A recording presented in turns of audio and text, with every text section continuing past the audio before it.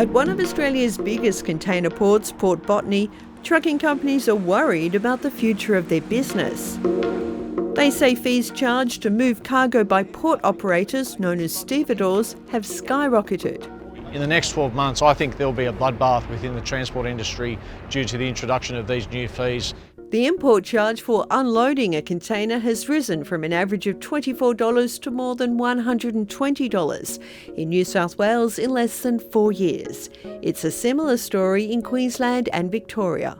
In the supply chain of the port, the landside operators are the price takers. They're not able to dictate pricing. They're told throughout the supply chain what they have to do.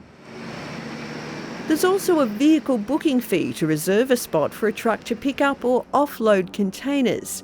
And maritime giant Patrick Terminals has introduced a new fee for longer vehicles in Sydney and Brisbane. We have trucks taking up to an hour, in excess of an hour, to reverse into our truck grids. The financial impact on ACFS Port Logistics specifically, just in Sydney alone, by the introduction of the long vehicle fee, will be in excess of $1 million per annum, just into the Patrick's terminal alone. The competition regulator says port operators saw higher earnings last financial year, even though shipping volumes plunged because of the pandemic.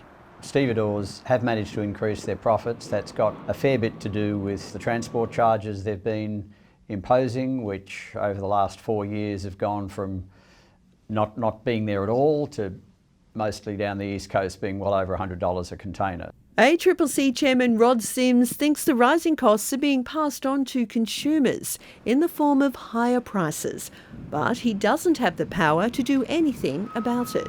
If there's going to be action taken, it has to be by state governments who are the regulator of these ports, and so we are in discussion with state governments about how best to react to these ever-increasing charges. The transport industry is calling for a Senate inquiry to look at the higher charges imposed by port operators. The Transport Workers Union wants an independent tribunal set up to assess higher prices. And importers and exporters are also calling on regulators to intervene. In terms of any fee changes that we have, we engage with the relevant state departments and we're transparent with that and we continue to cooperate. The Patrick Terminals boss says the charges are needed for investment and maintenance of the ports. But the Transport Workers Union says the rising costs are forcing transport companies to cut wages and lay off staff. This is really supply chain bullying here. We've got stevedores that are just gouging.